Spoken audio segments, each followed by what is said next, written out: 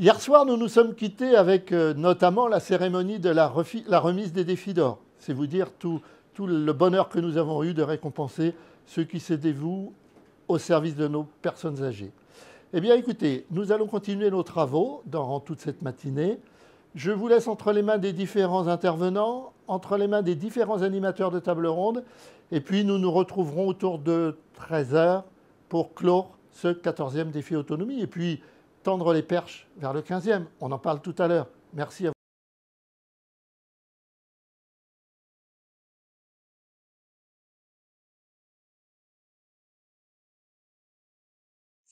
Bonjour à toutes et à tous pour cette seconde journée du colloque portant sur la réforme du grand âge. Quelles leçons tirer de la crise du Covid? Bonjour Christelle. Bonjour Karine. Nous intervenons ce jour pour introduire les tables rondes dont l'objet sera les professionnels du grand âge, quelles initiatives remarquables, quelles leçons pour demain. Et plus particulièrement sur celles concernant les acteurs de terrain animés par Monsieur Jérôme Gage, ancien président du conseil départemental de l'Essonne et auteur du rapport intitulé « Lutter contre l'isolement des personnes âgées, fragiles et isolées en période de confinement ». Dans son discours du 13 juin 2018 devant le congrès de la Mutualité française, le président Macron faisait le constat en ces termes. Le vieillissement de notre population soulève un défi, celui du grand âge de la dépendance. La dépendance est là et un nouvel âge vulnérable de la vie est en train de s'installer. En effet, selon l'INSEE, au 1er janvier 2020, la population française continue de vieillir. Les personnes âgées d'au moins 65 ans représentent 20,5% de la population. Leur part a progressé de 4,7 points en 20 ans. Si les tendances démographiques et l'amélioration de l'état de santé se poursuivent, la France, hors Mayotte, compterait 4 millions de seniors en perte d'autonomie en 2050, soit 16,4% des seniors. Pour améliorer la prise en charge des personnes vieillissantes et en perte d'autonomie, les gouvernements successifs ont travaillé à la recherche de solutions jusqu'à la création d'une 5e branche. En effet, fin juillet 2020, le Parlement adoptait, lors d'un ultime vote à l'Assemblée, les projets de loi relatifs à la dette sociale. Ainsi, la création d'une 5e branche de la sécurité sociale consacrée à la perte d'autonomie et au handicap a été validée. La création de cette nouvelle branche répond aux enjeux relatifs au vieillissement de la population et à la hausse des dépenses liées à la perte d'autonomie des personnes âgées. Les acteurs du grand âge se répartissent en 3 catégories. Les institutionnels, comme la CNSA, les conseils départementaux ou encore les CARSAT, les acteurs associatifs et enfin la sphère familiale. De par la multitude d'acteurs et d'actions à destination des personnes âgées, il est souvent difficile pour les bénéficiaires ainsi que pour les professionnels du grand âge de solliciter le bon interlocuteur pour la bonne prestation. La crise sanitaire a mis en exergue la place singulière qu'occupent les personnes âgées dans la société, particulièrement touchées par le Covid-19, mais également par les conséquences sociales qu'ont entraîné les mesures de confinement. Elles doivent plus que jamais faire l'objet d'une attention spécifique. Les acteurs de terrain doivent se positionner comme chefs de file de la prise en charge des conséquences de la crise, tant sur le plan sanitaire que social auprès des personnes âgées.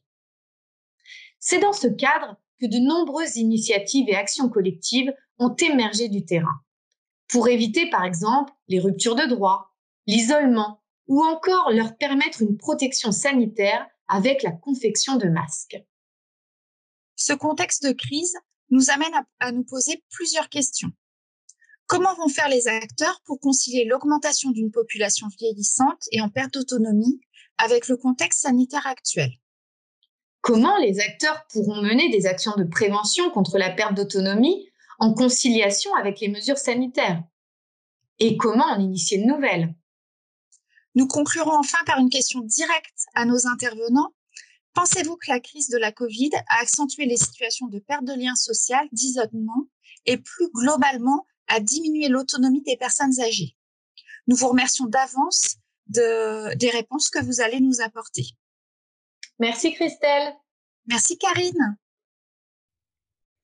Bonjour, c'est Jérôme Gage. Il était prévu que je puisse animer cette table ronde importante consacrée aux acteurs de terrain. Les circonstances, on les connaît tous et nos emplois du temps volent en éclats souvent. Et donc, je remercie Pierre-Marie Chapon qui anime cette table ronde et j'aurai plaisir à vous retrouver à la fin pour la conclure et répondre aux questions qui m'auront été adressées.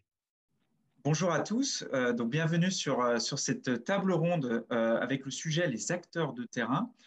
Donc autour de moi aujourd'hui Jocelyne Labour qui est directrice de la IMV, Marie-Pierre Desfillons qui est responsable adjointe du département prévention senior au niveau de la CARSAT Auvergne-Rhône-Alpes, Nathalie Burcard qui est directrice générale de l'hôpital gériatrique des Magnolas, donc qui est un hôpital Agirc-Arrco, Philippe Marchand, directeur de la Cité des aînés de Saint-Étienne, groupe Aesio Santé, et puis Nathalie Barthes, qui est sociologue et chef de projet donc, au Gérontopôle Auvergne-Rhône-Alpes.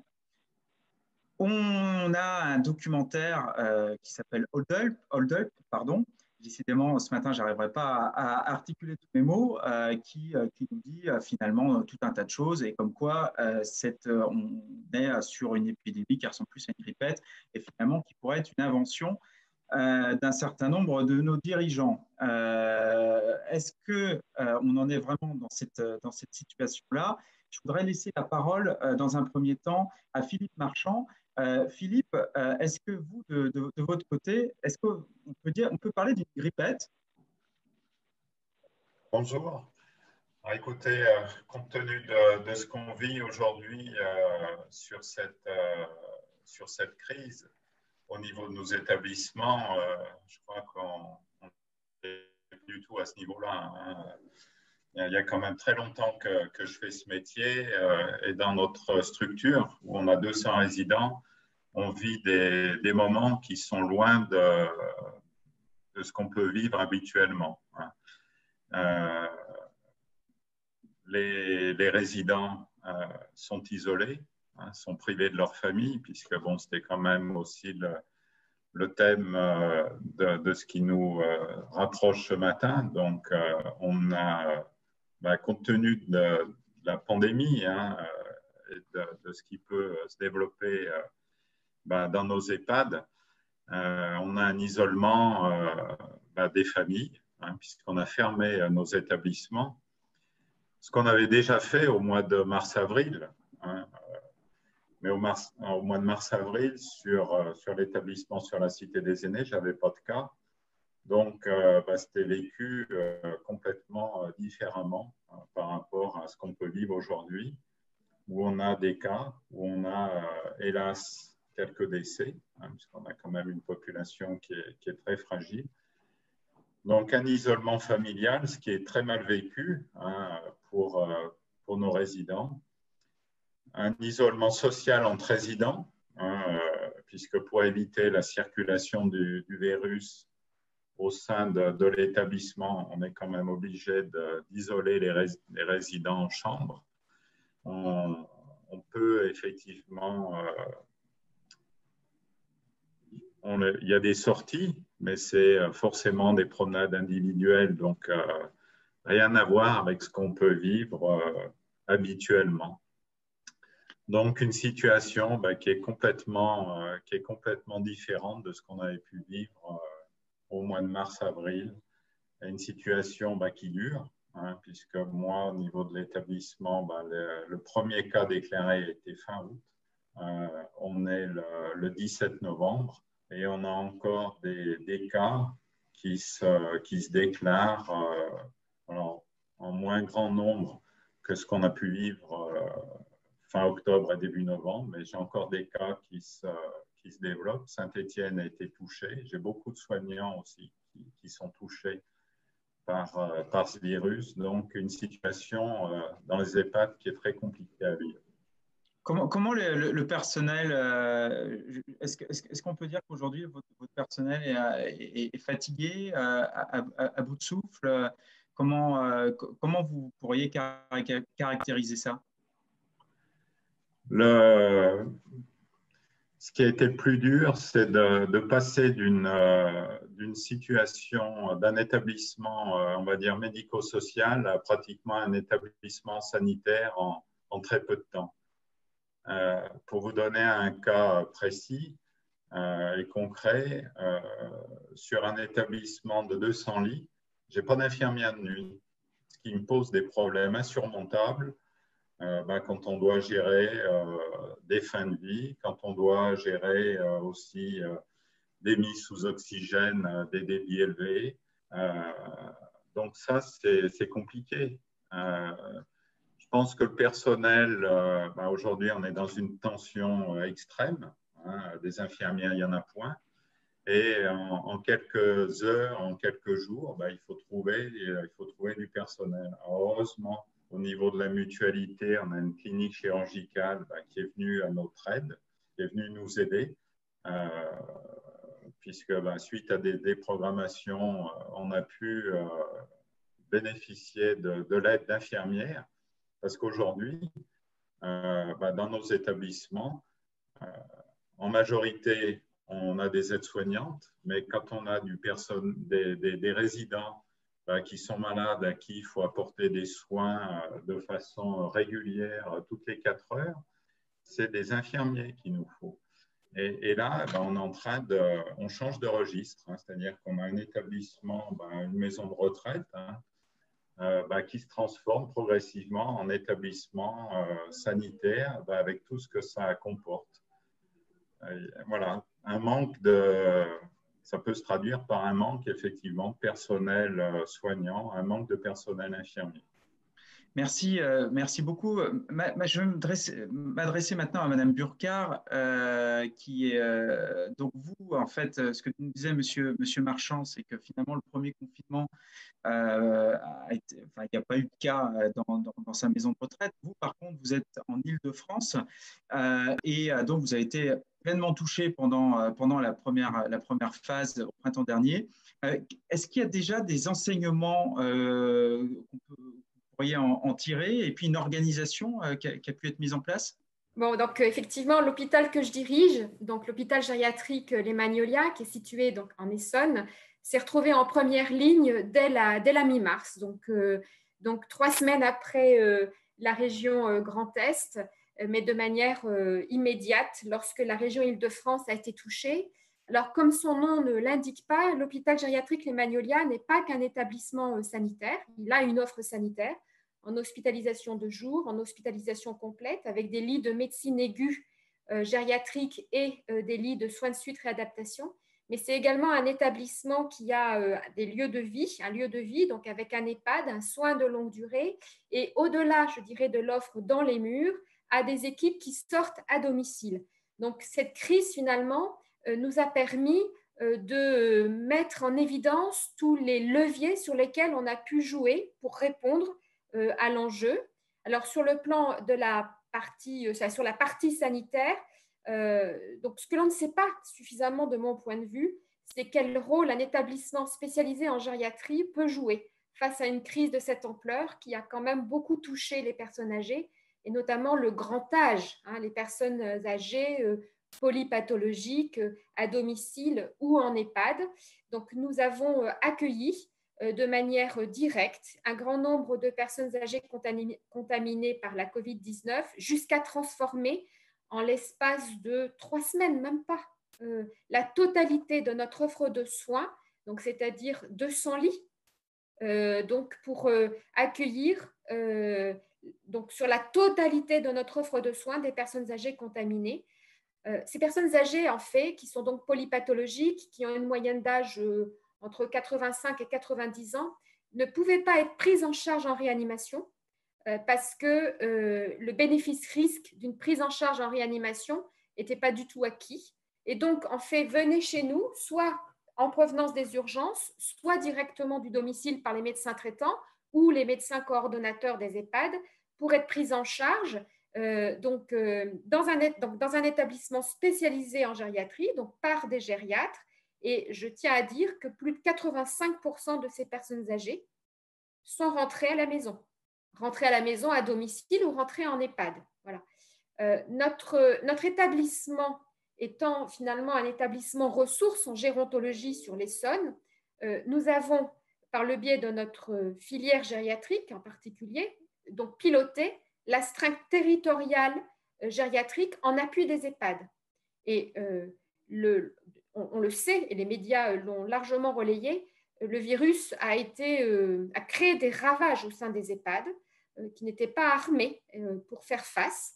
Et donc, nous avons joué un rôle d'appui auprès de ces EHPAD donc, et d'aide, donc vraiment très concrète, soit pour les aider à s'organiser en termes d'hygiène et de sectorisation des secteurs, soit pour les aider à organiser les transferts lorsque ceux-ci étaient nécessaires, et donc en particulier les transferts vers des lits de gériatrie aiguë, donc notre établissement pour beaucoup, mais pas que, les établissements de santé partenaires, soit pour faire intervenir donc, au sein de l'EHPAD des équipes mobiles, les équipes de l'HAD ou les équipes des soins palliatifs, puisque l'on sait que le mieux pour la personne âgée, lorsque c'est possible, c'est de rester en fait dans son secteur habituel. Voilà. Donc ça a été le rôle que nous avons joué sur la partie sanitaire.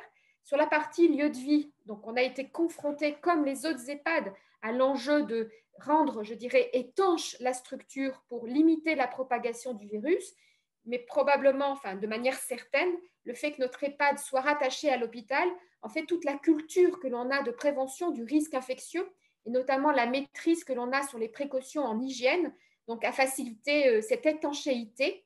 Donc on a démultiplié les échanges en WhatsApp, par téléphone avec les familles pour faire face donc à l'interdiction des visites, ou en tous les cas à la limitation forte des visites, en mettant en place une cellule d'écoute et d'appui donc pour répondre à toutes les demandes des familles, que ce soit d'ailleurs sur la partie EHPAD ou que ce soit sur la partie sanitaire. Voilà.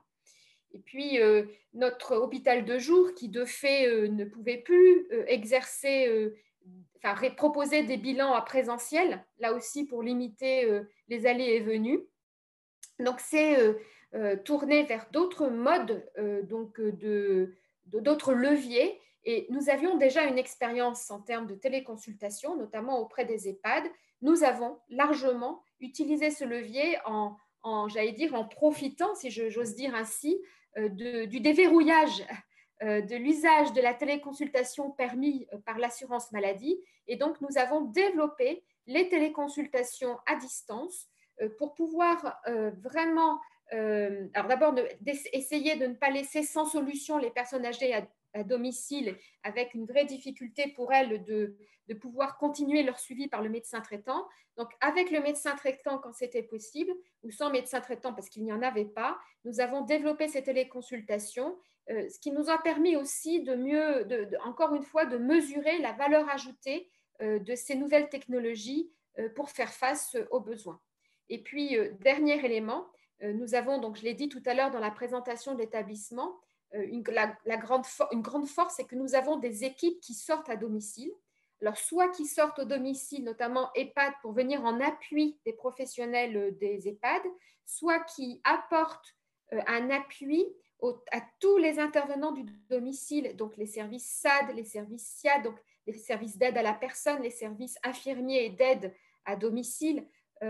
Et donc, de la situation la plus simple, donc les GIR, ce qu'on appelle dans notre jargon les GIR 5 et 6, donc les jeunes retraités, à la situation la plus complexe, notamment via le dispositif Maya. Et là, donc, on a vu toute l'importance de mettre en place un suivi donc, à distance et j'allais dire, d'être finalement le catalyseur de tous les dispositifs et aides qui pouvaient être proposés autour du domicile. Voilà. Donc, finalement, cette expérience, de mon point de vue, met en évidence la nécessité de faire évoluer l'offre de soins vers des établissements. Alors, d'abord, je pense que c'est important et c'est insuffisamment su de valoriser le rôle d'un établissement spécialisé en gériatrie, pas uniquement sur l'aspect curatif, mais également sur l'aspect préventif, en termes d'accompagnement du parcours de la personne âgée, du domicile jusqu'à l'entrée en institution. Donc, ça, c'est le premier élément. Et le deuxième élément, c'est qu'on a bien vu que cette crise nous avait mis en première ligne et nous permettait d'agir non seulement dans les murs, mais hors les murs, notamment en appui des EHPAD, qui pour beaucoup se sont retrouvés en très grande difficulté parce qu'il n'y avait pas que les personnes âgées, étaient contaminés. Il y avait également les professionnels intervenant dans les EHPAD. Non, ce qu'on voit, c'est que finalement, le modèle des EHPAD qu'on connaissait, je me demande s'il n'est pas un peu à bout de souffle. Hein. On tend progressivement vers le secteur sanitaire. Et il nous faut impérativement un renfort médical. Pour mon établissement, aujourd'hui, j'ai un mi-temps de médecin co, ce qui est largement insuffisant compte tenu du nombre de résidents à gérer. Le nombre d'infirmières aussi. Et donc, je vous disais, je n'ai pas d'infirmières la nuit. Donc, l'ARS a souvent posé des questions de savoir s'il en fallait ou pas. Aujourd'hui, avec ce qui se dessine, pour moi, ça devient une nécessité d'avoir des infirmières la nuit. J'ai 2 infirmières le week-end, c'est insuffisant aussi. Donc, les enseignements qu'il faut en tirer, c'est qu'au sein de nos établissements, on doit renforcer la présence médicale et infirmière impérativement. Ça, c'est déjà un premier enseignement qu'on voyait se dessiner, mais qu'il faut aujourd'hui impérativement développer. C'est juste une précision que je voulais apporter. Non, mais c'est effectivement très intéressant, Monsieur Marchand. Peut-être une autre question aussi. Est-ce que, alors, la Cité des Aînés, si je ne me trompe pas, on est sur un établissement qui est neuf, enfin, en tout cas qui est très récent. Est-ce que, alors, pas forcément la Cité des Aînés, mais est-ce que justement, d'un point de vue architectural, du fait de l'évolution nécessaire en termes d'accompagnement sanitaire des résidents, est-ce qu'on pourrait dire généralement que les établissements EHPAD sont bien conçus d'un point de vue architectural, ou là aussi, il y aurait éventuellement un travail à faire? L'établissement sur lequel on est divisé en unités de 14 résidents. Donc, ça ressemble à un petit service. C'est ce qui nous permet aujourd'hui déjà de limiter la propagation du virus. C'est ce qui nous sauve en partie.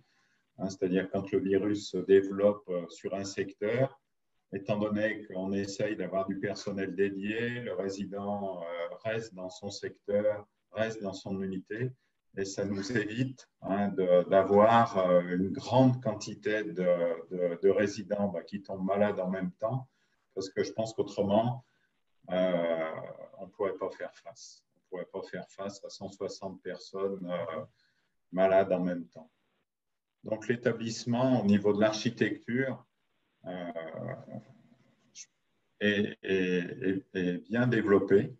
Toutes les études qu'on mène au niveau du groupe AESIO aujourd'hui font ressortir cette nécessité, et tous les établissements auxquels on pense partent de l'idée d'un développement par unité. Aujourd'hui, le propos, c'est vraiment d'associer le personnel et de développer du personnel également par unité. Sinon, on aura du mal à faire face. Très bien, je vous remercie, Monsieur Marchand. Je vais me tourner vers Jocelyne Labour de l'AIMV. On a pu voir différentes réflexions en ce qui concerne justement la vie en établissement face à la Covid-19. Au niveau de l'AIMV, finalement, alors peut-être en partant du premier confinement, qu'est-ce que vous avez pu mettre en place comme action, et quels ont été les retours justement des aînés qui vivent au quotidien chez elles? Oui, alors tout d'abord, dans le cadre du premier confinement, assez rapidement, la question s'est posée de savoir si on intervenait ou si on n'intervenait pas, puisque confinement, ça veut dire protection et éviter de rencontrer des personnes quand c'est pas forcément indispensable. Donc, à la fois les services, comme le mien, mais aussi les usagers, se sont posés cette question de se dire, est-ce qu'on a besoin de recevoir des personnes à domicile? Donc, cette question a été extrêmement importante, et il a fallu le gérer de façon très, très précise pour éviter des phénomènes de glissement. de perte d'autonomie liée à l'absence d'intervention au domicile. Et en même temps, pour éviter également des interventions à domicile qui n'étaient pas considérées comme absolument indispensables et qui devaient être mises de côté pour aller vers ce confinement maximisé. Donc ça a été vraiment la première étape de notre réflexion, qui est également une étape, un fil conducteur depuis le début de la crise et encore aujourd'hui. C'est-à-dire qu'à tout moment, on s'interroge sur la nécessité de l'intervention à domicile ou pas, et sur la nécessité de remettre en place l'intervention à domicile ou pas, tout au long du temps qui passe et du confinement plus ou moins long. Alors là, on s'est beaucoup appuyé effectivement sur la connaissance qu'ont nos intervenants à domicile de leurs usagers, qui a été très, très utile pendant toute cette période. On a aussi mis en place un certain nombre de suivis de nos usagers à travers des appels de réassurance, mais là, je laisserai la parole à Madame de Fillon sur ce sujet un peu plus tard. On a vraiment voulu garder, en tout cas, le contact avec nos usagers pour pouvoir évaluer au fil de l'eau si le fait d'avoir arrêté les interventions n'était pas en train de se concrétiser par des risques de perte d'autonomie. Et donc, nous devions mener des actions auprès de nos usagers pour reprendre les interventions, même à faible dose, de façon à ce que la période de confinement, qui a duré pas mal la première période, entre le mois de mars et le mois de juin, mais qui risque de durer encore plus sur cette seconde période que l'on est en train de traverser, ne soit pas synonyme de perte d'autonomie pour nos usagers. Donc ce dosage a été absolument important, très fortement travaillé dans notre structure, que ce soit dans la structure que je pilote dans la Loire ou celle que je pilote également dans la Haute-Loire, puisque, comme le disait M. Marchand tout à l'heure, on est en train de vivre dans cette nouvelle crise quelque chose d'absolument différent de ce qu'on a vécu entre le mois de mars et le mois de juin, puisqu'on est sur des territoires qui étaient assez peu, qui ont assez peu subi la Covid-19 pendant la première période, en particulier la Haute-Loire, et qui là sont très, très impactés.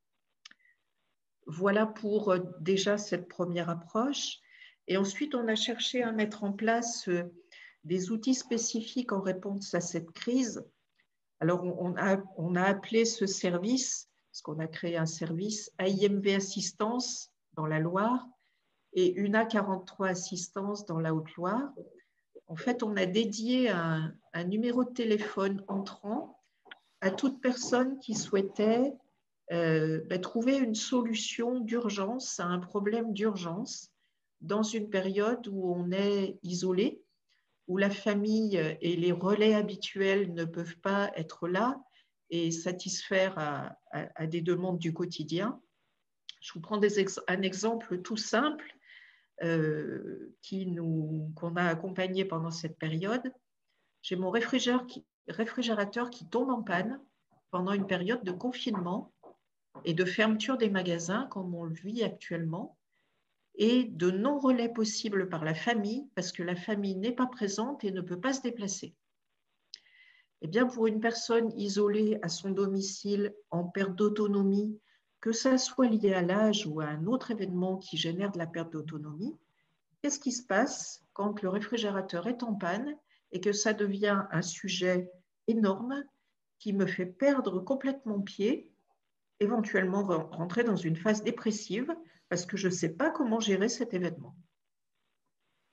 Eh bien, ça paraît relativement simple à traiter quand on est actif dans le monde, je dirais, que l'on vit nous au quotidien, parce qu'on sort de chez nous, on va travailler, et on peut aller sur Internet et se débrouiller avec des choses de cet ordre-là.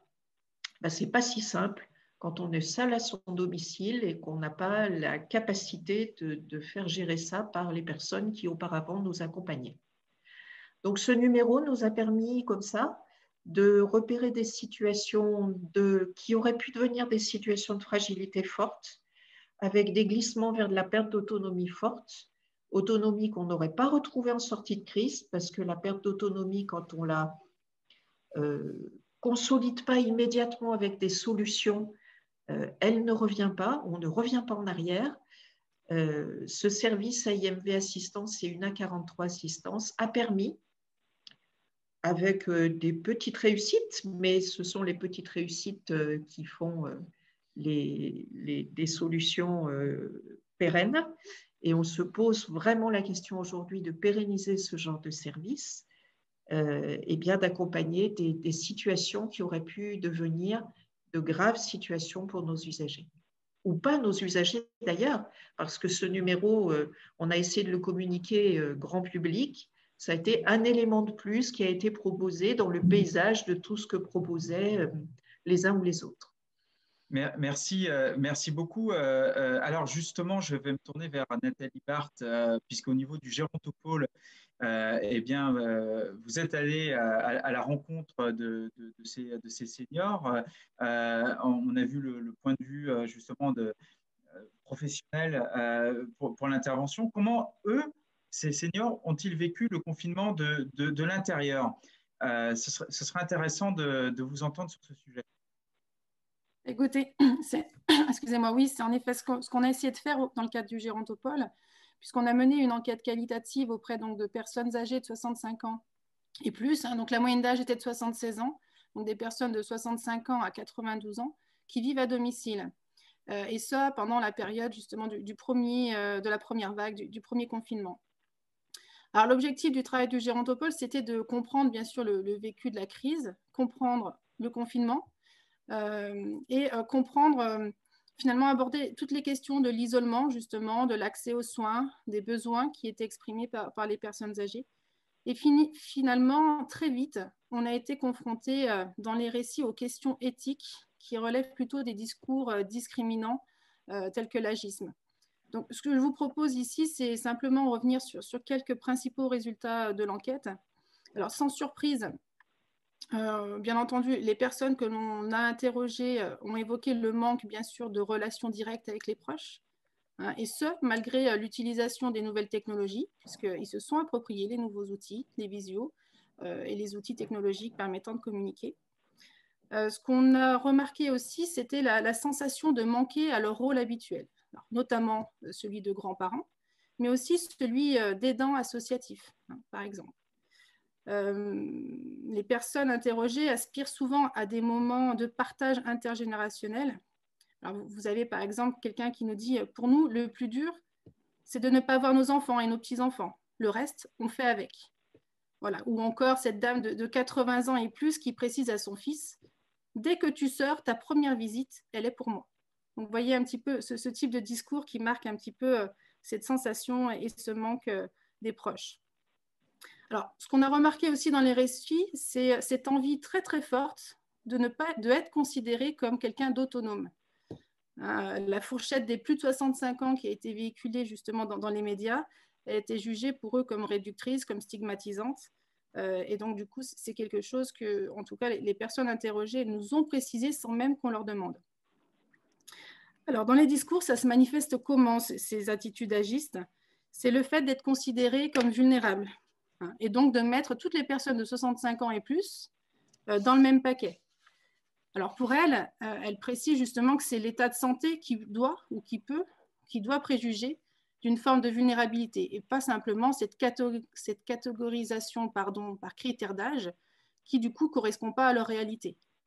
Par exemple, on a dans les discours des personnes qui nous disent « Je ne me sens pas vieux, je fais du vélo. L'été dernier, ma fille m'a appelé pour son déménagement pour l'aider à porter. » Donc, vous voyez un petit peu ce décalage qu'il peut y avoir entre les récits, les discours et bien sûr le ressenti des personnes. Beaucoup, justement, des personnes qu'on a interrogées ont proposé leur aide pour aider un proche, pour aider un voisin, une connaissance. Donc, encore une fois, ils étaient enfermés dans cette position qui, pour eux, ne les convenait pas. Comment ça se manifeste également? Le sentiment vraiment concret et je reprends leurs propos, d'avoir pris un coup de vieux. Voilà, tout simplement. Et puis, également, le sentiment de ne pas être capable de savoir ce qui est bon pour elle. Alors là, on retrouve tous ces discours sur le fait d'être dépossédés de leur liberté d'expression et d'action, sur le fait d'être infantilisés. Hein. Et ça, autant par les médias que par leurs proches. Alors là, on parle d'agisme bienveillant qui correspond à une attitude un peu paternaliste et voire condescendante. Alors, par exemple, dans les discours, ça se manifeste par des citations comme celle-ci. « Ma fille ne voulait même plus que j'aille acheter le pain. Les enfants nous mettent sous un globe. Ils s'inquiètent trop. Nous, on le fait pour les rassurer. » Et puis, il y a toute cette sensation d'être manipulé, d'être stigmatisé par les médias, hein, avec, bien entendu, ce référent, ce décompte justement quotidien. Hein. Tous les jours, le nombre de morts et surtout le nombre de vieux, c'était stressant. Voilà concrètement ce qu'on peut avoir du retour des personnes interrogées. Alors pour conclure, simplement, on se rend compte que dans les discours et en termes d'agisme, c'est la levée du confinement et la volonté de prolonger toutes ces mesures à destination des seniors qui a encore davantage été vécue comme discriminant par les personnes âgées. Et puis finalement, il faut quand même noter que ces attitudes agistes, elles ont été perçues pendant le confinement, mais elles ont eu lieu à la fois dans les mesures prises par le gouvernement, mais aussi dans les contextes familiaux. Donc, c'est quelque chose aussi qu'il faut avoir en tête. Et puis, finalement, les personnes âgées sont plus préoccupées par l'isolement social que par la peur de contracter le virus. Donc, ça c'est aussi un élément qui me semble important et à alimenter dans nos débats. Merci beaucoup. Effectivement, vous avez parlé je retiens la phrase, avoir le sentiment d'avoir pris un coup de vieux. Je me souviens moi-même avoir écrit un article en avril dernier parce que certains dirigeants européens voulaient que les seniors restent chez eux jusqu'au 31 décembre 2020 et surtout ne sortent pas. Donc, quelque part, je me retrouve pleinement dans cette montée de l'agisme et qui est fort, hein, et effectivement qui a plutôt même tendance à augmenter. On est dans une stigmatisation par rapport à ces publics. Marie-Pierre, il faut qu'ils restent chez eux, du coup, les seniors, jusqu'au 31 décembre? Eh ben, les seniors, en fait, bonjour, donc Marie-Pierre de Filly, CARSAT-Rhône-Alpes. Oui, effectivement, pour nous également, hein, c'était toute une préoccupation en tant que CARSAT-Rhône-Alpes de pouvoir les accompagner également dans ces événements, situations qui peuvent les fragiliser. Hein. On sait toute l'importance, effectivement, dans ces situations de solitude, le mal-être que l'on peut ressentir et puis les risques de perte d'autonomie. Donc pour nous, malheureusement, on a été également obligés de suspendre nos actions que l'on menait au plus près de leur domicile, nos actions, ce qu'on appelle en présentiel dans notre jargon. Et donc, il a fallu les arrêter, les suspendre. On a donc travaillé, en fait, on a adapté notre offre de services pour leur proposer, en fait, des actions toujours au plus près de leur domicile, mais cette fois-ci à distance. C'était de proposer des conférences, des ateliers. Alors, on a la chance d'avoir une équipe de prévention donc qui nous permet d'agir, et on fait appel également à des opérateurs partenaires, à des partenaires aussi, la Mutualité française, la Mutualité de la fonction publique, les caisses de retraite complémentaires, et puis nos partenaires locaux, hein, tous nos partenaires locaux. Donc, c'était de travailler tous ensemble pour proposer des actions que l'on coordonne sur le terrain. Donc, on a proposé des ateliers, alors effectivement en ligne. On se rend compte que les retraités sont quand même connectés aujourd'hui et à tous les âges. Donc, des ateliers sur différentes thématiques, puisque voilà, on souhaitait leur proposer tout un panel d'offres, des ateliers sur la mémoire, puisqu'on sait que le stress, le sommeil perturbé peuvent impacter fortement la mémoire. On avait également des conférences thématiques. Donc, Nathalie Barre, tout à l'heure, parlait du rôle en tant que grand-parent. Donc, on leur proposait des conférences sur la thématique justement de la grand-parentalité, mais aussi de la vie affective des seniors, sur le stress. On a beaucoup proposé d'actions donc sur le stress, sur les bienfaits de la pensée positive pendant le confinement, mais également en sortie de confinement, pour parler justement de ces sentiments d'anxiété, de sentiments d'isolement, d'impuissance, de perte de morale, voilà. Et puis comment essayer de se faire plaisir tous les jours un petit peu pour se sentir mieux. D'ailleurs, on a aussi fait en partenariat la semaine dernière, il y a eu une conférence sur le Covid, les gestes également, pour que les retraités, ils étaient près de 500 à s'être connectés, puissent poser toutes les questions à un éminent professeur pour savoir justement quels sont les gestes, et puis aussi parler de ces moments traumatiques pour également un certain nombre de seniors, parce que certains avaient envie de sortir, mais d'autres étaient également un peu pétrifiés en état de choc par rapport à tous ces chiffres que l'on entendait, tous ces morts. Et évidemment, pour bouger également à domicile, on a proposé des mini-ateliers pour inciter à bouger plus. Pendant ce temps de confinement, on s'est rapproché du groupement interrégime Atout Prévention Rhône-Alpes, même des groupements de l'Île-de-France. On a fait appel à des partenaires comme ADAL, donc, que l'on finançait, pour proposer des séances d'activité physique tous les jours, tous les matins, aux seniors qui souhaitaient se connecter. Donc, on a fait appel à la plateforme Apivisio pour proposer des séances de 30 minutes tous les matins, des petites séances accessibles, ludiques, mais également qui permettaient quand même de se maintenir en forme, parce qu'on sait effectivement que l'activité physique, elle a un retentissement sur la forme physique, mais également sur tout ce qui est psychique, moral des seniors. Il y a à peu près, si je me souviens bien, à peu près 1800 retraités qui sont connectés tout au long de ces séances, alors plus ou moins bien sûr, mais on a mis ces séances en place de mémoire, je crois que c'était vers le 17 avril, et on les a maintenues jusqu'à la fin du mois d'août. Depuis, je crois qu'elles ont repris également au niveau du site Apivisio. On a également transformé un programme qu'on appelle le programme Capform Senior, que l'on mène avec la Ligue d'athlétisme Auvergne-Rhône-Alpes, AG2R, et avec les villes, des programmes d'activité physique également, donc sur 5 territoires. Donc on a proposé une conférence sur justement les bienfaits de l'activité physique et le bien-vivre de sa retraite, avec des tables rondes.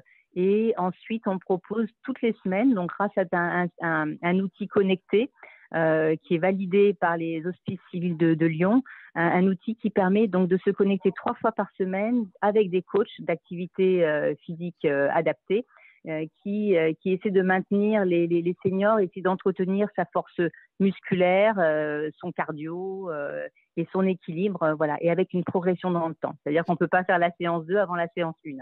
Donc voilà, il y a cette progression pour essayer de travailler son endurance. Et voilà, donc par contre, il y avait des petites séances d'activité de marche nordique en local qui ont, elles, été suspendues pour le moment. Voilà. Et à côté de ces activités en visio, parce que c'est vrai qu'on ne voulait pas non plus, on veut vraiment essayer de garder ce lien tout au long, effectivement, de ces actions, on a également proposé des actions par téléphone pour essayer de proposer des offres un petit peu différentes, toujours sur ces thématiques également de la mémoire, du sommeil, du stress, et également sur le passage à la retraite. Donc, ces ateliers, on les a expérimentés. C'est vrai que souvent le téléphone est un peu plus rebute certains retraités, mais finalement, pour ceux qui l'expérimentent, ils sont plébiscités. Ils trouvent des temps d'échange justement intéressants, et vraiment je crois que c'est la possibilité d'avoir un temps où d'autres personnes rentrent au domicile par le biais du téléphone, de la visio. Alors certes, ça ne remplace pas le contact avec ses proches, mais pour certains, ça a été déjà un moment très important. Et donc en parallèle, ce qu'on a également proposé, donc on a souhaité une autre offre pour justement être plus sur la proximité, pour apporter une certaine réassurance, un maintien du lien par le biais des appels sortants dont parlait donc l'AIMV tout à l'heure, Madame Labour. Donc sur ces appels qui ont été réalisés par nos équipes. On a donc fait appel à nos propres personnels, demandé à ceux qui étaient volontaires éventuellement donc de réaliser ces appels. On a créé un petit script, enfin vraiment quelque chose d'assez technique pour accompagner, et surtout on a fait cette action avec nos partenaires locaux. Donc on s'est articulé avec les structures qui interviennent au domicile, donc les services d'aide à domicile comme celui de l'AIMV, les centres sociaux, et on a fait également un appel à des structures, les Petits Frères des Pauvres, la Croix-Rouge française, pour pouvoir s'articuler. Et puis, lorsque l'on repérait une personne qui était fragile ou qui avait besoin d'être plus accompagnée qu'un simple appel sortant, ces personnes pouvaient être orientées. Voilà, donc l'idée de ces appels sortants, c'était d'apporter, s'assurer déjà que les retraités allaient bien. Hein, c'était une question ouverte dès le départ. Savoir s'ils avaient bien compris également les gestes barrières, pouvoir leur permettre également d'exprimer leurs craintes, hein, les rassurer si c'était nécessaire. Et puis repérer éventuellement celles qui avaient besoin d'aide, hein, parce que, comme l'a dit effectivement Madame Lamour tout à l'heure, c'était que ces personnes pouvaient éventuellement avoir vu leur service d'aide à domicile, par exemple, suspendu, puisque moins indispensable. Et on pouvait effectivement repérer des personnes qui étaient en détresse. Voilà, donc on a fait une réorientation lorsque cela était nécessaire. On a quand même touché à peu près 4000 retraités, hein, dans le cadre de ces appels sortants entre la direction de l'action sociale et le service social de la CARSAT. Et on était sur nos bénéficiaires de l'action sociale. Hein. La CARSAT propose également des aides exceptionnelles tout au long de la retraite, mais également dans ces périodes un peu exceptionnelles de crise sanitaire. En termes de chiffres, sans vouloir vous abreuver de chiffres, on avait à peu près sur nos appels sortants, à peu près, je crois, à peu près 10% qui ont été réorientés vers des plateformes d'écoute comme les Petits Frères des Pauvres ou la Croix-Rouge française. 11% qui ont été réorientés vers des structures locales comme les services d'aide à domicile qui avaient besoin, hein, à nouveau de remettre en place des aides, les CCAS, les centres sociaux, ou bien réorienter vers nos propres actions de prévention pour justement qu'elles aient un temps d'échange. Voilà. Mais Marie-Pierre, justement, quand on voit donc tout ce que vous avez mené, on est passé finalement d'une approche, il n'y a rien de péjoratif, mais classique dans l'accompagnement de la prévention de la perte d'autonomie, de l'isolement. Brusquement, vous développez énormément de choses sur le numérique. Finalement, comment vous voyez demain, 2021, finalement, l'accompagnement des seniors? Est-ce qu'il y a des enseignements justement que vous avez pu en tirer pour mieux les accompagner demain? Oui, effectivement. Donc, l'enseignement, c'est que par ce biais du numérique aussi, ou du téléphone, on a touché d'autres populations. Des populations qui ne se déplaçaient pas, sortaient pas de leur domicile non plus, ça existe, parce qu'ils sont trop loin ou ne souhaitent pas être confrontés à d'autres en présentiel, ça existe également. Donc, on a effectivement rencontré d'autres retraités, et c'est vrai que après, en post-confinement, de toute façon, on va d'abord maintenir nos ateliers en distanciel pour que ce soit plus visible également, parce que je trouve que le fait de proposer une offre, puis de modifier cette adaptation a été un peu difficile, et pour nos partenaires et pour les retraités, hein, qui ont mal vécu le fait de devoir suspendre une activité dans laquelle ils s'étaient inscrits. Donc, on va sans doute maintenir pendant plusieurs mois ces activités en distanciel, et puis dès qu'on pourra remettre nos actions en présentiel, on va proposer, bien entendu, parce qu'on aura grand plaisir à les retrouver, donc nos retraités dans le cadre de ces actions, mais on va sans doute maintenir des activités dans ces formats digitaux ou téléphoniques. Voilà. Donc, de jouer à la fois sur tous les tableaux pour finalement accompagner. On passe finalement d'une démarche d'accompagnement purement collective à des démarches qui restent collectives, mais qui sont finalement le plus individualisées possible, qui correspondent en tout cas aux interactions que souhaitent les seniors. C'est ça. Alors, c'est vrai qu'en parlant d'actions individuelles, on a également mis en place, puisqu'on ne pouvait plus faire de collectif, quelques ateliers à domicile pour des seniors qui nous étaient signalés comme à risque de chute, par exemple, ou s'isolant, ayant très peur de sortir de leur domicile. Donc, on a adapté également nos offres avec nos partenaires, prestataires, pour également proposer quelques actions au domicile des retraités.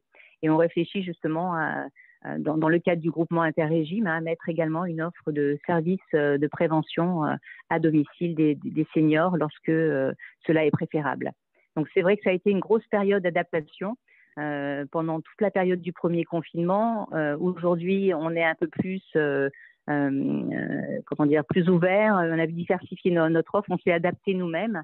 Et puis adapter nos certitudes également, même si on sent bien qu'il y a quand même quelques réticences, même de nos partenaires, à mettre en place des actions distancielles. Certes, c'est différent, mais les retraités qui ont testé ont apprécié également d'avoir ce lien, ce petit temps où quelqu'un rentrait à leur domicile d'une façon ou d'une autre. Mais même par la voix, on a vraiment eu un retour très, très satisfait des retraités qui ont participé. Alors, on a créé également une communauté de seniors, c'est toujours du digital, mais pour ceux qui ont participé à des ateliers et qui se trouvent un petit peu orphelins à la fin de cet atelier, ça leur permet de rejoindre cette communauté, de continuer d'échanger sur des sujets, des astuces, même des sujets d'actualité. Et puis, on essaie d'avoir toujours ce lien, une petite newsletter, un temps d'information, et même de leur proposer de tester nos nouvelles offres. Donc, ils ont également ce côté où ils se sentent moins impuissants, mais un peu acteurs également de ce temps de confinement et de crise. Merci Marie-Pierre. Effectivement, le temps, le Premier ministre et le Président nous ont prévenus, le temps de ce virus sera long. Il va falloir apprendre à vivre avec pendant un certain moment. Et on a pu voir tout à l'heure avec l'intervention de Philippe Marchand que le personnel de santé commençait à vraiment être épuisé parce que finalement la crise, alors qu'on soit à l'hôpital, qu'on soit sanitaire ou qu'on soit médico-social, la crise, elle était même avant la Covid-19. On a eu un effet évidemment amplificateur par rapport à cette crise. On a bien tenté cet été de mettre quelques rustines avec le secteur de la santé, notamment donc pour les professionnels. Je crois qu'il y a eu également une prime qui a été accordée pour certains acteurs du social et du médico-social. Finalement, donc aujourd'hui, deuxième confinement, certains scientifiques parlent éventuellement d'une troisième vague qui pourrait arriver à la rentrée. Moi, j'aimerais me tourner maintenant à nouveau vers Nathalie Barthe. Vous avez analysé assez finement la crise de ces soignants en Auvergne-Rhône-Alpes. Qu'est-ce qu'ils nous disent et finalement, là aussi, quels enseignements de ces acteurs de terrain, quels enseignements on peut en ressortir? Oui, en effet, on a tenté d'aller recueillir les avis justement de l'ensemble des soignants, alors que ce soit des soignants hospitaliers, du libéral et également les soignants qui évoluent dans les établissements de type EHPAD, dans l'objectif justement de comprendre un petit peu comment ils s'étaient appropriés évidemment le confinement et en tout cas toutes les mesures sanitaires et tout ce qui était lié justement à l'adaptation finalement de leur pratique de soignants. Alors, on a réalisé un questionnaire qu'on a diffusé à l'ensemble des professionnels. Au total, nous avons reçu 482 répondants. Et ça, pendant encore la première vague, c'est-à-dire, on va dire, de mars à juin 2020. Alors, les principaux résultats ici de l'étude, encore une fois, c'est loin d'être exhaustif, mais simplement, ce qu'on remarque, c'est que finalement, il y a eu une adaptation plutôt facile, si j'ose dire, pour la plupart des personnes interrogées, puisque 2/3 d'entre eux ont trouvé justement facile de s'adapter à la réorganisation du système de soins et surtout à trouver leur place au sein donc, de cette gestion de crise. Donc, en tout cas, voilà, un premier ressenti plutôt positif qui confirme en tout cas l'adaptation plutôt facile des professionnels interrogés. Ce qu'on a pu relever aussi, c'est que les soignants se sentent en tout cas valorisés, utiles et soutenus par leur entourage, puisqu'on a 70% d'entre eux qui disent justement se sentir utiles dans leur fonction. 71% d'entre eux également disent que leurs proches les aident justement à accepter ces conditions de travail. Par contre, ils ont peur de contaminer leurs patients à hauteur de 68% et ils ont peur de contaminer leurs proches à 70%. Et puis, une part non négligeable d'entre eux, quand même, pensent provoquer de la méfiance autour d'eux, hein, en hauteur de 41%, ce qui est loin d'être négligeable. Alors, au niveau des difficultés rencontrées, hein, parce que c'est aussi ça qu'on est allé chercher dans ce questionnaire, c'est la gestion de fin de vie qui a été très compliquée, et notamment, essentiellement pour le personnel en EHPAD. Monsieur Marchand, vous n'hésiterez pas à nous confirmer si c'est ce ressenti également dans vos établissements. Il y a également le sentiment de ne pas avoir assuré une bonne continuité des soins pour les personnes qui ne seraient pas atteintes de la Covid. Bien sûr, le rapport avec les familles a été évoqué, ce sentiment d'isolement, et également, vous l'avez évoqué également, Monsieur Marchand, avec le fait d'avoir des restrictions de visite, et notamment dans les établissements. Alors, en ce qui concerne le matériel, qui a également quand même fait partie quand même de cette première vague, hein, avec tous ces éléments concernant les masques, etc. 45% des personnes interrogées, donc des soignants, disent ne pas avoir eu le matériel nécessaire. Ils sont que 34% à se sentir en sécurité, dans l'exercice de leurs fonctions. Donc là, un point d'alerte, en tout cas en ce qui concerne cette première vague. Ce qui était également difficile à gérer, c'était la charge importante de travail et la charge importante d'informations à gérer, hein, puisqu'il y a eu un afflux massif de patients, et puis surtout des consignes de leur organisationnel qui ont été en évolution continue et qui a pu mettre en difficulté certains soignants. Voilà. Plus d'un tiers des professionnels pensent avoir besoin de soutien psychologique. Alors bien qu'il y ait des cellules qui se sont mises en place, des soutiens psychologiques qu'ils auraient préféré sur place et non pas par téléphone. Bon, on peut revenir également dans une moindre mesure dans le questionnaire sur le fait que peu de dépistage avait été réalisé, en tout cas dans la première vague auprès des professionnels de soignants. Et puis aussi le manque d'encadrement, le manque de formation aussi, alors surtout véhiculé par les professionnels paramédicaux, des formations sur la Covid et aussi bien sûr sur les gestes barrières. Alors simplement en conclusion, ce qu'on a pu voir à travers ce questionnaire, c'est que finalement la situation sanitaire, elle est venue bouleverser l'équilibre entre la vie professionnelle et la vie personnelle, entre ce devoir de soignant et ce devoir de sécurité pour soi et pour ses proches. Aujourd'hui, ce travail nous permet donc de nourrir cette réflexion autour du parcours de soins des personnes âgées. On se rend compte que finalement, les professionnels interrogés ont gagné en compétences, c'est elles-mêmes qui le disent, hein. 79% d'entre elles estiment avoir acquis de nouvelles habitudes en termes d'hygiène, mais aussi en termes de soins envers les patients. Et puis aussi, ce rôle qui a été, qui est parfois à la marge justement de l'activité de soignant et qui là a été finalement quelque chose qui était important, c'est celui du lien social, c'est-à-dire vous l'avez évoqué tout à l'heure, Madame Labouré, le lien social avec les personnes isolées et fragiles qui est permis également par les professionnels de proximité.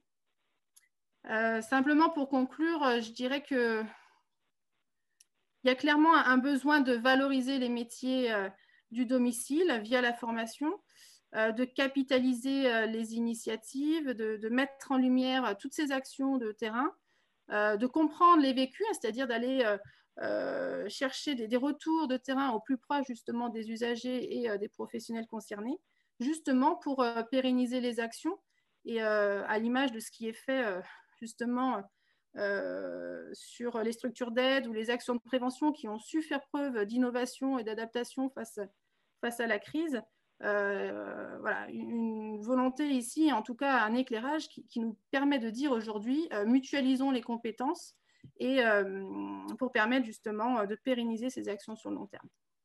Merci beaucoup. Alors, donc, par rapport à ce que nous a présenté Nathalie Ebart, je me tourne Philippe Marchand et Jocelyne Labour. Est-ce que vous retrouvez dans les éléments qui ont été présentés par Madame Bart?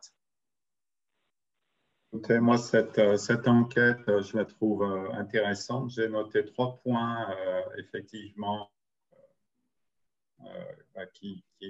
sur lesquels il faut revenir. L'utilité des soignants.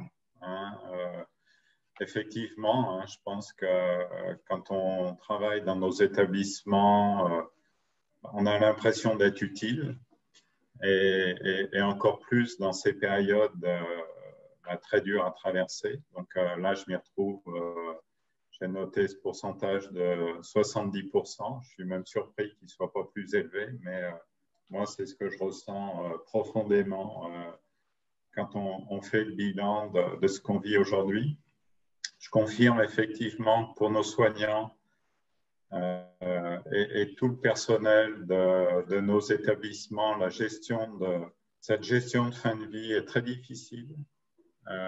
On a l'habitude hein, dans nos EHPAD de gérer, entre guillemets, ce n'est pas le terme approprié, hein, mais c'est fin de vie. Mais moi, ce que je ressens, c'est le nombre important hein, de personnes qui décèdent dans des situations qui sont difficiles, où les familles peuvent venir très ponctuellement. Donc, au niveau des soignants, c'est une gestion au niveau qui est compliquée pour eux. Et effectivement, le troisième point sur lequel il faut rebondir, c'est cette notion de formation, cette notion de geste barrière qu'il faut expliquer de façon continuelle et qui n'était pas forcément bien intégrée par les soignants et qui sont, à mon sens, c'est primordial si on veut contenir l'épidémie au sein d'un établissement. C'est-à-dire que les soignants, ils ne peuvent plus manger en face à face, ils doivent utiliser abondamment du gel hydroalcoolique. Il y a vraiment des réflexes qu'il faut prendre et qui viennent au fil du temps. Merci beaucoup, Monsieur Marchand. Peut-être un tout petit mot pour conclure cette table ronde, Madame Labour. Oui, alors moi, je voudrais revenir sur 3-4 points quand même. Je vais essayer de faire rapidement. Tout d'abord, cette crise, je trouve, a vraiment mis en évidence un point qui, depuis Michel Delaunay et pour finir avec le rapport de Jérôme Gage, n'a pas été suffisamment pris en compte. C'est le travail important qu'on doit faire pour lutter contre l'isolement des personnes âgées et en perte d'autonomie qui se trouvent à leur domicile. C'était juste une petite remarque par rapport à tout ce qu'on vient de dire avant, mais qui doit vraiment, s'il y a un élément d'enseignement de la crise, on doit travailler ça au plus près. Alors, je rebondis sur la notion d'isolement pour revenir sur votre question et rappeler que les professionnels de l'aide et de l'accompagnement à domicile sont des professionnels très isolés parce que seuls sur le terrain et qu'on a vraiment fait un gros travail pendant toute la période de la crise pour qu'il y ait du lien très fort qui soit mis en place de façon à ce que nos professionnels soient moins isolés. Et on doit réutiliser ça aussi dans la durée en sortie de crise pour conserver ce lien. Je reviens aussi sur un élément qu'a dit Nathalie Barthes et que je reprends. Je trouve que vraiment l'utilité sociale de nos métiers a été mise en évidence par cette crise et que nos salariés se sont sentis utiles. C'est le cas déjà, évidemment, on a ce métier au cœur de nous et on le fait avec nos tripes et notre cœur, mais cette crise a encore plus mis en évidence ce point-là. Et puis, je conclurai pour aller très vite sur cette question que vous me posez, en disant que l'aide et l'accompagnement à domicile d'hier n'est pas celui d'aujourd'hui et ne doit pas être celui de demain. Et cette crise a certainement mis en évidence aussi tout le retard que l'on a en France pour construire des services d'aide et d'accompagnement à domicile et des métiers du domicile qui correspondent à ce qui doit être aujourd'hui. Aujourd'hui, travailler dans l'aide et l'accompagnement à domicile, c'est pouvoir se dire chaque jour, j'arrive chez un usager qui a un degré d'autonomie, comment est-ce que je l'aide à conserver ce degré d'autonomie le plus longtemps possible puisqu'il a envie de rester chez lui. Ça, je pense que les différents rapports qui ont été faits le mettent en évidence. Et le moins qu'on puisse faire, c'est de l'aider à conserver son autonomie. Si on veut faire ça, il faut que les métiers soient construits autour de cette philosophie, de ce besoin. Et on a un gros travail à réaliser en France autour de ceci. On attend depuis des années une loi et depuis de nombreux mois la loi Grand Âge et Autonomie. Si on veut pouvoir être efficace en gestion de crise, comme on l'a vécu en ce moment, mais même dans la réalité du quotidien autour de ces métiers, la loi Grand Âge et Autonomie doit sortir et doit apporter un contenu utile pour construire le métier de demain. Eh bien, parfait. Eh bien, je pense que vous avez parfaitement cité l'ensemble des éléments conclusifs de cette table ronde. Je remercie l'ensemble des participants. Donc, on y voit beaucoup plus clair, effectivement, sur les acteurs de terrain et je dirais des perspectives. Vous nous tracez tous des perspectives pour demain. Un grand merci à vous. Et puis, je vous laisse continuer dans le cadre de ce défi autonomie. Merci à vous. Merci. Au revoir. Merci. Au revoir. Rebonjour à toutes et à tous. Après cette riche table ronde et puis les questions qui nous ont été adressées par Christelle et Karine, je vais vous livrer quelques pistes, mon sentiment dans cette période si particulière. Bien sûr, parce que d'une certaine manière, nous revivons en ce moment une partie de ce que nous avons connu au plus fort de la crise sanitaire au mois de mars, au mois d'avril et au mois de mai dernier.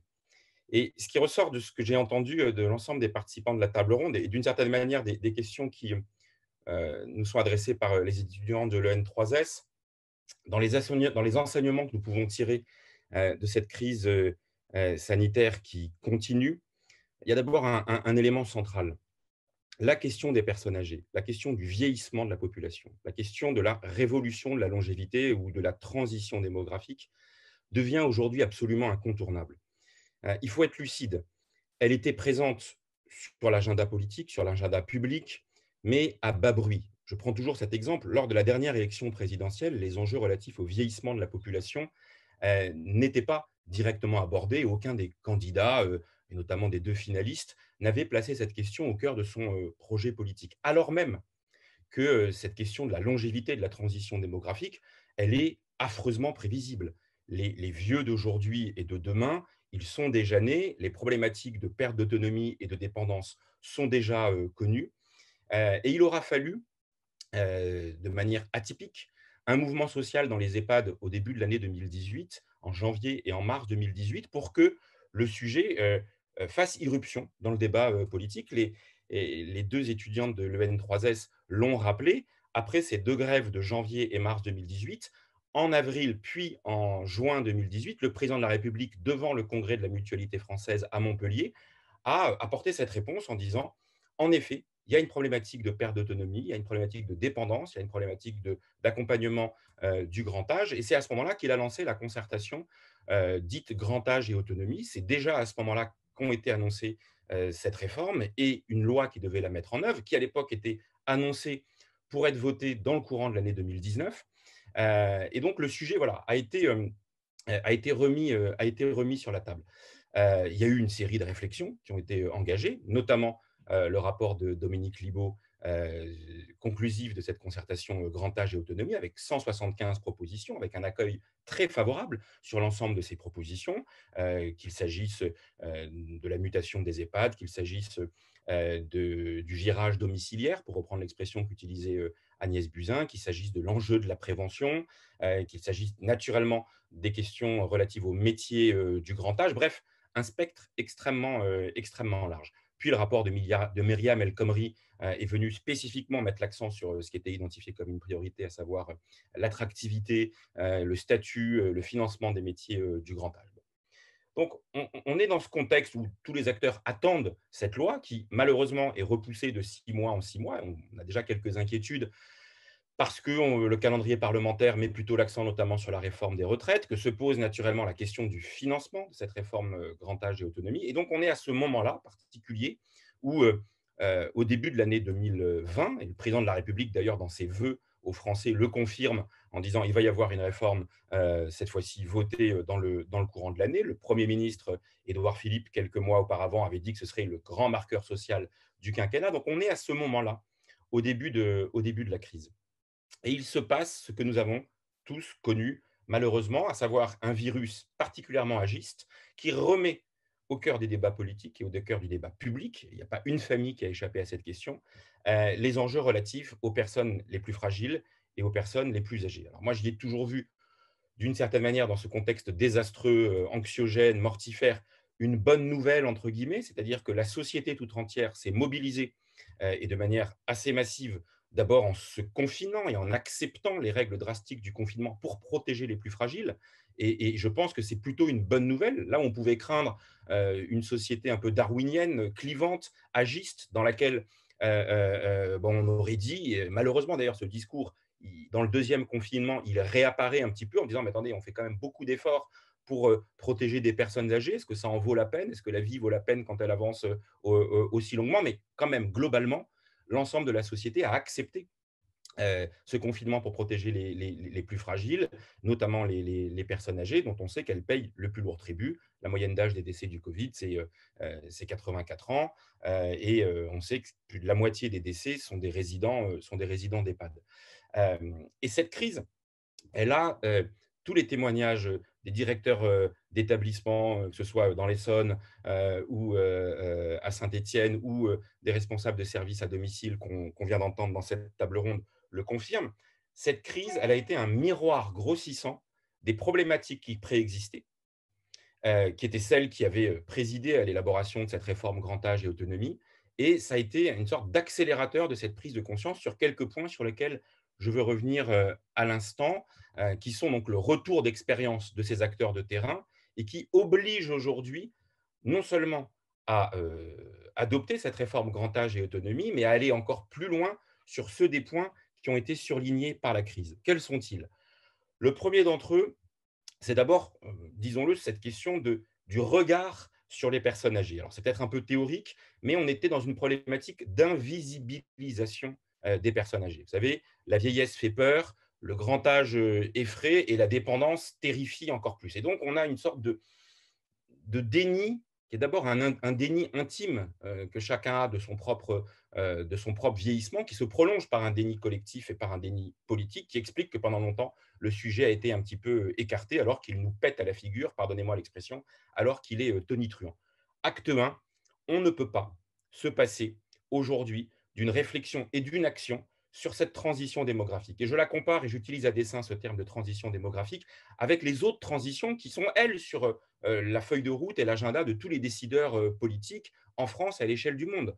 La transition écologique, tout le monde a bien compris aujourd'hui que si on ne faisait rien maintenant, alors c'était la survie même de l'humanité qui était en péril. Ça fait des années que ce concept de transition écologique, de glissement, de changement de modèle, de changement de paradigme et dans les esprits et même dans les textes. Et tout le monde l'a bien compris, et tous les acteurs de la société, pas uniquement la puissance publique, les entreprises, les associations, les citoyens ont bien compris que chacun, par ses petits gestes du quotidien ou par les grandes décisions internationales ou intergouvernementales, est capable d'accompagner et de bien vivre cette transition écologique. Même chose pour la transition digitale. Le monde est bouleversé par l'irruption des nouvelles technologies, les smartphones, les applications, l'intelligence artificielle, le big data, et tous les acteurs économiques, politiques, sociaux, associatifs se posent la question de comment mon activité va être impactée. Cette troisième transition, qui est la transition démographique, qui est tout aussi prévisible et qui est tout aussi impactante. Je cite souvent Claude Lévi-Strauss, le grand anthropologue, qui, à la fin de sa vie, dans une conférence au Collège de France, avait dit que l'allongement de l'espérance de vie, en termes anthropologiques, est un phénomène aussi important que la sédentarisation au moment du néolithique. Vous savez, le moment où les hommes, les humains, ont arrêté d'être nomades et se sont sédentarisés, n'ont plus été des cueilleurs et des chasseurs nomades, mais ont commencé à s'installer et à cultiver la terre, à élever, et ça a donné lieu à l'agriculture et petit à petit à la civilisation sédentarisée, notamment urbaine. Donc quand on a cette alerte pour nous dire que c'est un phénomène, l'allongement de l'espérance de vie, cette longévité, aussi massif que la sédentarisation néolithique, on devrait quand même en tirer quelques conséquences. Donc acte 1, la question de la fragilité de cette place des personnes âgées, elle nous a explosé à la figure à nouveau à l'occasion de cette crise. Et moi, je ne souhaite pas que ce soit éphémère. On a déjà cette expérience, malheureusement. On avait déjà eu une alerte très forte. C'était la canicule de 2003. 19 000 morts en quelques semaines dans l'ensemble de la France. Quelques mesures qui ont été prises, qui étaient utiles et qui étaient nécessaires, mais pas le changement de braquet sociétal, civilisationnel, économique et social que cette situation appelait évidemment. Donc là, c'est le premier enseignement. On ne pourra pas échapper à une prise en compte de ce phénomène de la longévité et il faut le regarder les yeux dans les yeux et je serais tenté de dire coûte que coûte, pour reprendre l'expression du président de la République. Très concrètement, deuxième enseignement, et qu'est-ce que ça signifie et en quoi ça vient en résonance de ce que les acteurs de terrain nous ont dit à l'instant. La première des choses, c'est naturellement que l'ensemble des personnels et des équipes qui ont été mobilisés durant cette crise l'ont fait dans des conditions difficiles. On a parlé de l'épuisement des soignants, on a parlé de la pénurie de soignants, on a parlé des difficultés d'intervention. Acte 1, pour accompagner les personnes âgées et notamment celles qui sont en perte d'autonomie. Bien évidemment qu'il y a les acteurs de proximité, la famille, les proches aidants, je vais y revenir dans un instant, mais il y a une responsabilité de la puissance publique, il y a une responsabilité de la dépense publique, et il y a besoin de l'ensemble de ces acteurs. Et ce qu'on disait auparavant, avant cette crise, c'était à l'origine de la grève de 2018 dans les EHPAD, il n'y a pas suffisamment, et je reprends les termes de Philippe Marchand, le directeur de Saint-Étienne, de la Cité des aînés d'Aesio à Saint-Étienne, il conclut qu'il faut renforcer la présence médicale infirmière dans les établissements. Oui, 1000 fois oui. Il y a déjà un problème quantitatif. Aujourd'hui, il manque de personnel dans les établissements, il manque de personnel dans plusieurs services à domicile, et il y a un enjeu, donc il manque déjà aujourd'hui, il va y avoir l'explosion démographique qu'ont rappelé Christelle et Karine de l'EN3S, donc de toute façon, il va y avoir besoin de plus et mieux de ce personnel. Et il faut que ces métiers, et là je reprends les conclusions du rapport de Myriam El Khomri, un des enjeux centraux, c'est l'attractivité de ces métiers, c'est leur revalorisation salariale, c'est leur revalorisation statutaire, c'est le changement de mode de financement, notamment pour les services à domicile. Donc, c'est des chantiers qui sont présents depuis des années, mais que jamais personne n'a réellement voulu traiter, notamment parce qu'ils ont un impact budgétaire. Mais on ne pourra pas accompagner dignement le vieillissement de la population si on ne fait pas de ce secteur des métiers du grand âge, des métiers du lien, des métiers du soin, des métiers dont on a perçu qu'ils sont en première ligne, à très forte utilité sociale, mais qui, pourtant, même si on les a applaudis dans la première vague du confinement, n'ont pas aujourd'hui la juste reconnaissance. Et je voudrais alerter sur le fait que, par exemple, il y a eu des mesures positives dans le Ségur de la santé pour les personnels soignants relevant du financement de l'assurance maladie, mais dès qu'on revenait dans le champ du service de l'aide à domicile, on a bien vu qu'il a fallu discuter, négocier avec les départements, que les mesures sont très inégalitaires d'un département à l'autre, notamment sur la prime Covid. C'est peut-être symbolique, mais c'est très révélateur sur les disparités. Bref, deuxième enjeu, le pays ne pourra pas se passer d'un plan massif de recrutement, d'attractivité, de revalorisation salariale et statutaire sur l'ensemble de ces métiers du grand âge. Nous en avons besoin et cette crise l'a confirmé. C'est l'enjeu quantitatif. L'enjeu qualitatif, c'est qu'il faut également assumer une médicalisation, un besoin d'accompagnement sanitaire plus fort. C'est vrai notamment pour les EHPAD. Et c'était le deuxième point, le deuxième enseignement de cette crise et que l'ensemble des témoignages ont confirmé, c'est le nouveau modèle de l'EHPAD. On a beaucoup parlé des EHPAD comme jamais d'ailleurs depuis ces dernières années. C'était souvent quelque chose d'assez invisible, d'assez pas bien connu, d'assez pas bien identifié. Là, la crise a tiré bien évidemment les regards sur ce qui se passait dans les EHPAD, avec parfois, ça préexistait un peu auparavant, une forme d'EHPAD bashing. Vous savez, moi je dis souvent l'EHPAD, c'est un peu la mauvaise conscience de notre vieillissement. C'est-à-dire le regard qu'on a du mal à porter justement sur le vieillissement, on l'a délégué à l'EHPAD et quand ça ne va pas, eh ben, on le charge de tous les maux et on le rend responsable. Mais c'est nous collectivement, c'est la société dans son ensemble qui a défini ce modèle et qui n'est plus aujourd'hui adapté. On ne sait plus la maison de retraite d'il y a 20 ou 25 ans dans lequel des personnes y allaient parfois en situation d'autonomie pour rompre l'isolement. Aujourd'hui, on va en EHPAD de plus en plus tard pour une durée de plus en plus brève. Il faut assumer que si l'EHPAD doit rester un lieu de vie, c'est aussi un lieu de fin de vie pour beaucoup de ces résidents qui ont des besoins d'accompagnement médical très forts, qui n'est pas aujourd'hui présent. Ce que disait Philippe Marchand tout à l'heure est très vrai. Il n'y a pas suffisamment d'infirmières, notamment la nuit. Il n'y a pas suffisamment de médecins de présence médicale présents dans les EHPAD. Et ça, c'est parce que le choix collectif, la dotation en soins, les contraintes, enfin, les objectifs de médicalisation ne sont pas à la hauteur. C'est le fameux ratio d'encadrement en termes de personnel soignant dans les maisons de retraite. Donc, le modèle de l'EHPAD doit changer. Il doit changer, y compris architecturalement. Et c'était très intéressant d'ailleurs que Philippe Marchand, à la Cité des Aînés, qui est un modèle inédit, nouveau, qui a été pensé, y compris en termes de design, avec les acteurs de proximité, notamment l'école de design de Saint-Étienne.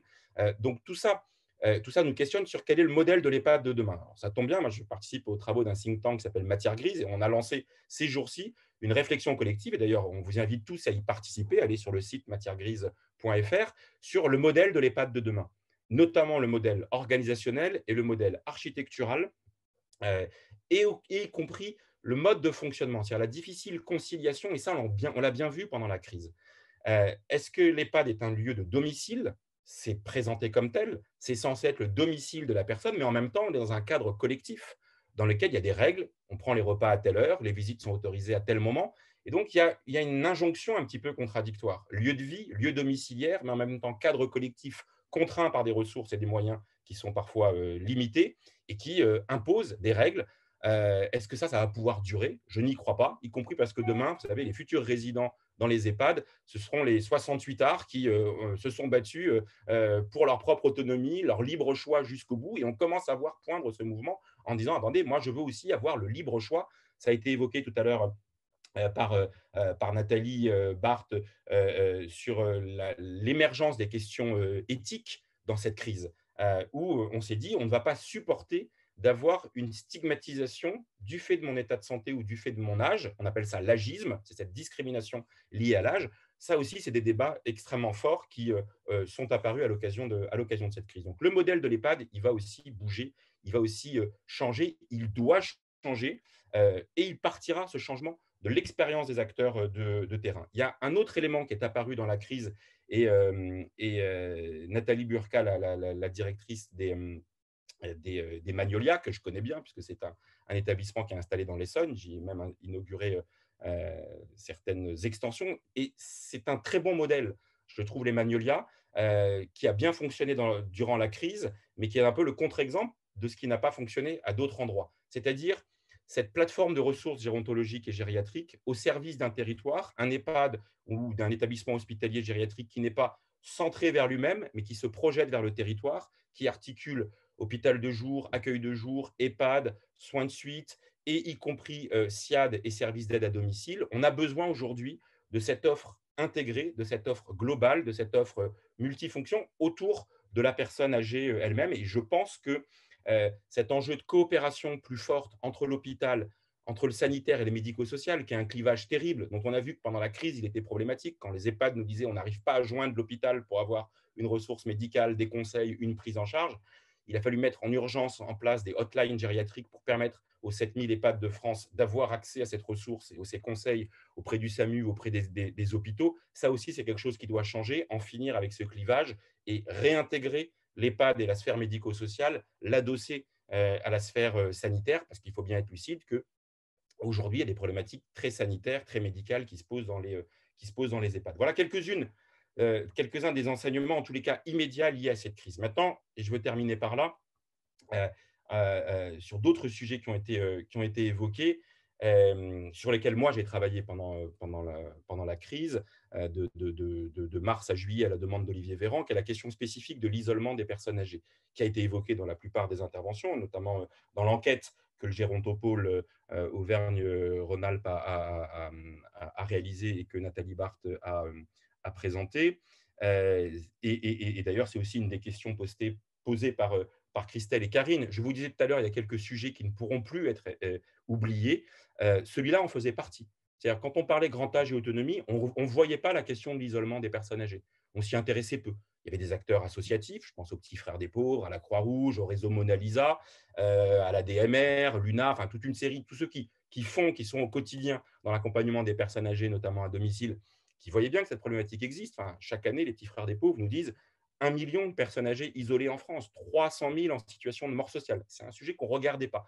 Avec le confinement, là aussi, ça nous a pété à la figure. Tout le monde a ressenti dans sa chair les affres de l'isolement lié au confinement. Et ce qu'il faut rappeler, c'est qu'il y a des personnes âgées pour lesquelles le confinement, d'une certaine manière, c'est toute l'année, crise sanitaire ou pas.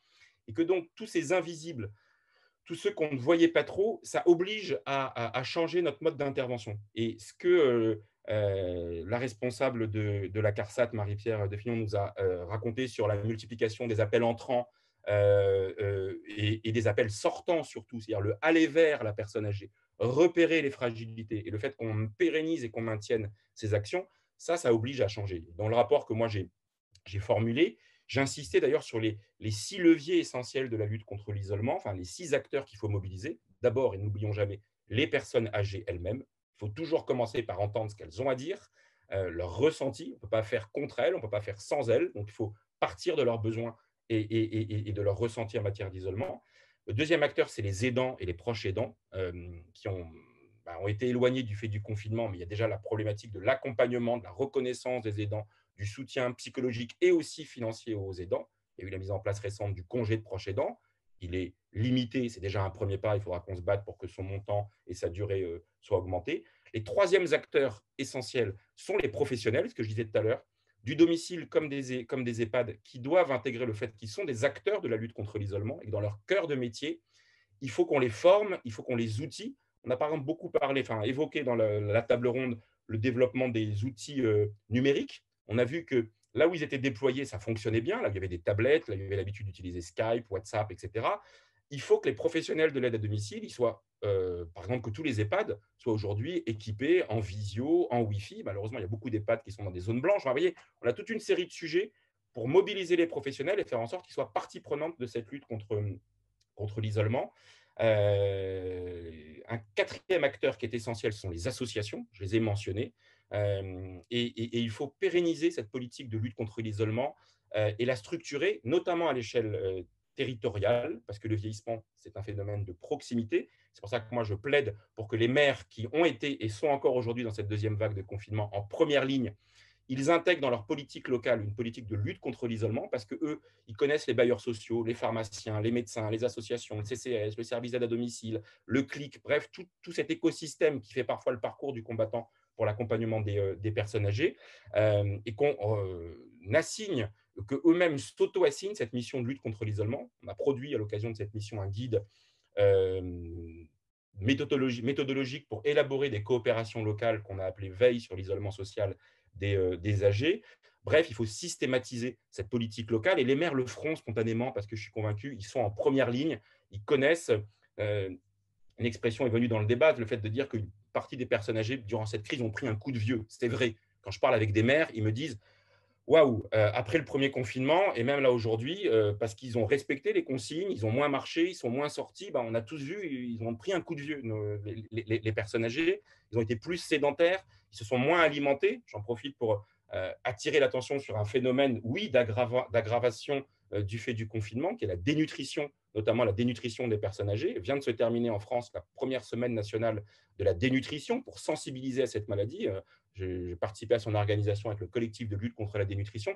Ça fait partie de ces sujets dont on ne parlait jamais, que le confinement, que la Covid, d'une certaine manière, a rendu indispensable de regarder. La sédentarité des personnes âgées, l'isolement, la dénutrition sont des conséquences amplifiées par le Covid, parce qu'on reste chez soi, parce qu'on va moins au restaurant, de fait parce qu'ils sont fermés, parce qu'on a moins de repas familiaux, parce qu'on sort moins, parce qu'on marche moins, donc on a moins d'appétit. Donc ça fait participe de tous ces événements, de tous ces syndromes de glissement. Et oui, tout ça peut se construire et se mettre en place à l'échelle locale. Et le dernier acteur qui doit être mobilisé, c'est la puissance publique à l'échelle nationale, avec une structuration, je pense notamment à la CNSA, qui doit intégrer cette mission de lutte contre l'isolement. Voilà, à très, très rapide, mais on voit bien que c'est un spectre large, c'est un 360 global qui doit être appréhendé dans ces enseignements qu'on doit tirer de la Covid, ce ne sera pas possible, ce sera vraiment mon mot de la fin,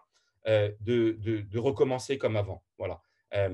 Le 12 avril, le président de la République, quand il annonçait le déconfinement le 11 mai, il dit on va en tirer des conséquences.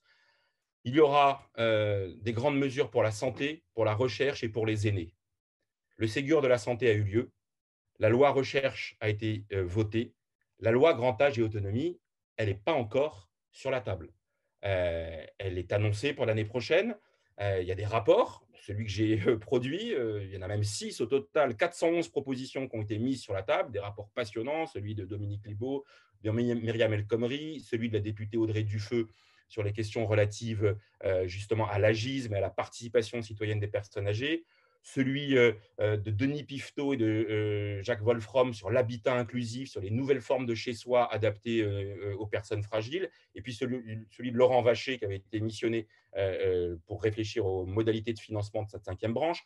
Bon, bref, on a de la matière. Il y a un nouveau rapport qui vient d'être lancé hier ou avant-hier avec l'excellent Michel Laforcade, à nouveau sur les métiers du grand âge.